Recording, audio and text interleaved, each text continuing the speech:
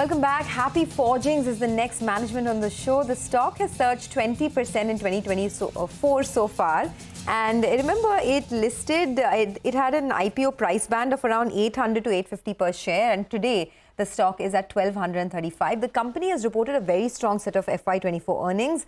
And it actually has best-in-class margins as well, much better than some of its peers. So that's something that the street has always liked. We have Ashish Garg, who's the MD of Happy Forgings, who joins in now. Mr. Garg, thanks a lot for joining in. Appreciate your time here on CNBC-TV18. You know, you had a very strong end to FY24. The growth was almost 16% on the top line, and your margins are best in class compared to the industry, only getting better. So just tell us, for FY25 and 26, what is the scope of growth? What kind of top line are you looking at, and what are the biggest, positive triggers for your company? Thank you. Good morning. Yes, despite of, industry challenges in the last financial year, because farm equipment as well as farm commercial vehicle sectors grew by almost 20% and 8% respectively, company was able to perform far better. We were able to grow 16% in terms of top line, whereas our gross profit margin also improved by 300 basis points, and with the leading helping us to improve our EBITDA margin by over 22%.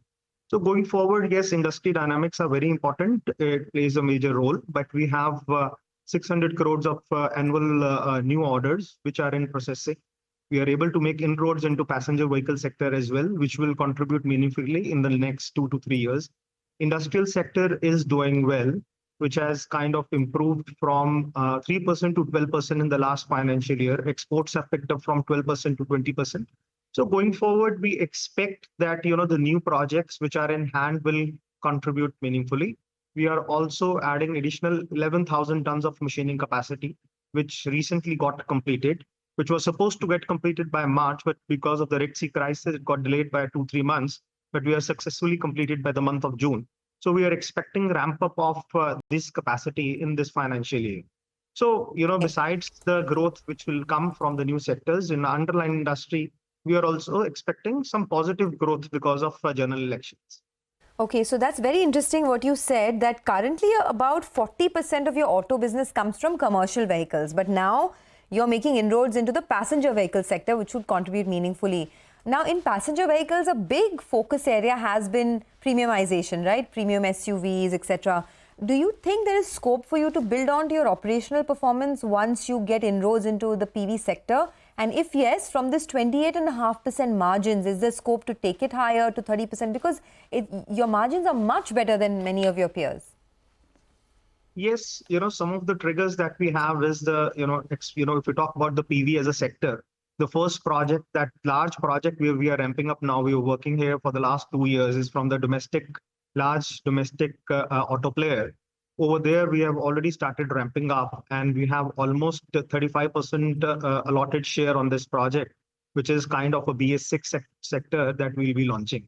Plus, in terms of exports, our business is kind of improving from 20% direct exports. We expect to grow to 30% in next 2 financial years.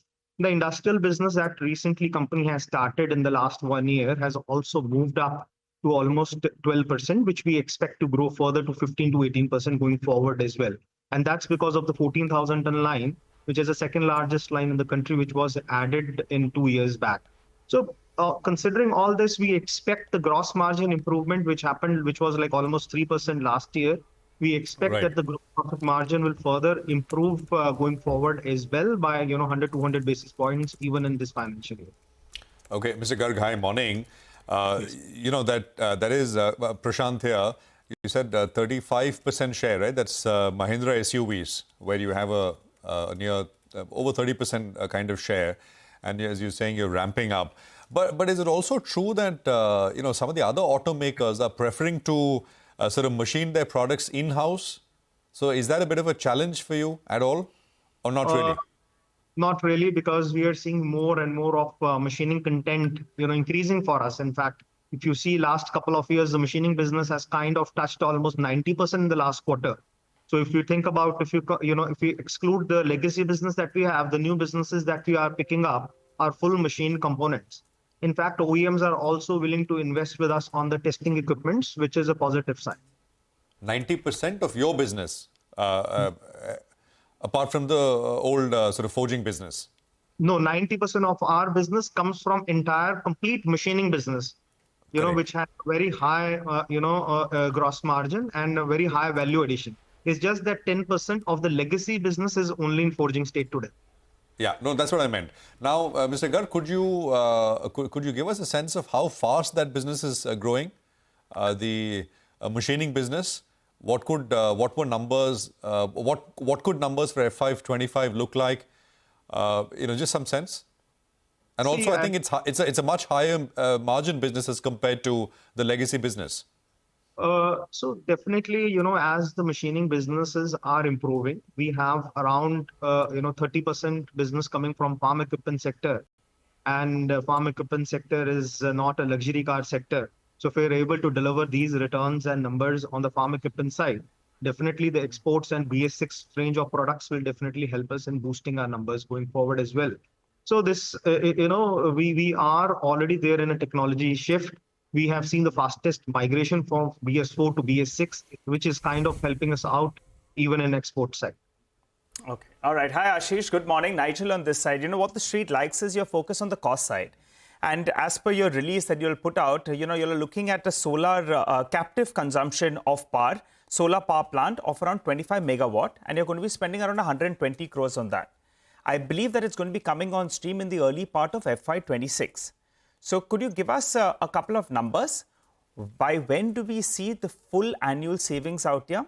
And ballpark, what should this kind of an investment save for you? A back of an envelope calculation suggests around 20-25 crores per annum. Is that correct? Yes. So definitely, there is a change in the Punjab policy. So prior to that, we were allowed to invest only on the rooftop solar. But because of the changes in the policy, now we are allowed to, invest even on this. Even on the soil. So because of this, we have already planned this investment. It will be range bound 90 to 100 crores and will generate power of between 25 to 30 crores for us. And it will be for self-consumption, and probably it will help us to reduce our cost by almost 200 basis points. Oh, all right. So, and an annual saving you said will be around 25 crores? 25 to 30 crores, yes. 25 to 30 crores. So that's what we'll see, say, in FY26, FY27 as well on an annual basis from this investment. We are already in a process to acquire the land, because land acquisition takes time. We will be requiring over 80 acres of land for this. And we are already in the process now. Once we are able to acquire that, then definitely, we should be seeing that coming up in FY26. Okay, all right. You briefly spoke about your mix and your CV, tractor, off-highway vehicles as well. In pockets, there are some slowdown. Yes, you've increased your export exposure as well, but there are pockets of slowdown. Will that hamper you from getting closer to around 2,000 crores, say, by FY26? Because in a couple of analyst meets, they are expecting you to go closer to around 2,000 crores of revenues. Is that possible by FY26? See, we already, the industry growth is not in our hands. Despite of we slowing down, even in the last financial year, we are able to grow by almost 16% in terms of our top line, despite of raw material prices falling. And at the same time, we are able to improve our gross profit margin as well, which shows that, the machining mix have gone up. So going forward, even for this, financial year, and even for the next couple of years, we expect we will maintain this trajectory because of the new orders in hand. But at the same time, we are looking at a single-digit growth. We are already seeing some green shoots now from domestic farm equipment OEMs, as well as on a CV side, we are not seeing the slowdown, but we will be seeing the single-digit growth. So far, the growth for this quarter has been modest. It is kind of flattish, but next 3 quarters, we are seeing a good growth coming in from both the sectors. Okay, just one final question from my end on the balance sheet, because you've had a fairly clean balance sheet. I mean, your net debt to EBITDA is just 0.1 times. But, you are increasing your capacity over the next couple of years. You've guided for 900 to 1,000 crores of capex in the next 3 years. Is there any scope to take on more debt as well? And if yes, how much debt are you comfortable with? So currently, we are sitting on 300 crores of cash in the balance sheet, and it looks very strong. So at the same time, we are also looking at some of the inorganic opportunities also in the space. But on the organic side, we plan to spend between 800 to 900 crores in the next 3 years. And at the same time, we have also formed a subsidiary where we'll be investing into machining. which will kind of help us in strengthening our machining business in the domestic market. So it will be, we're waiting for the clearances from the government, and I think another quarter or so probably we should have it with us. So if that happens, probably our organic capex will probably increase by 200 crores. But at the same time, we have a strong balance sheet, so we are kind of scouting for inorganic opportunities as well. Okay, so you said that twice, inorganic opportunities is what you're looking at. So in this calendar year, do you plan to close anything? And if yes, what is the geographies that you're looking at? It will be too early to say because we are not in a rush. We definitely want a quality business and a right synergic fit. So we are not in a rush, but definitely we are open to evaluate opportunities. Just want to reconfirm the growth number for this year. What is it likely to look like for this year and next year? Because you had given us a qualitative detail on that, but I missed out on the quantitative one. So if you have to guide us for revenue growth in this year as well as the next year, what are you looking at? So as already explained that, in terms we are looking at, if you're looking at a kind of single digit growth, because underlying industry also plays a major role in our growth. And considering that it should be upwards of 15%, but a lot depends on the underlying industry as well. Okay, all right, fair enough.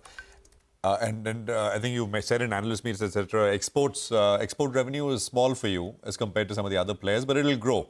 Export orders are already a large proportion of your total order book, so it'll start to show up in the coming year. So that's another lever for growth. Thank you very much, Mr. Garg. Appreciate you joining in, and good speaking with you here on CNBC TV 18. I mean,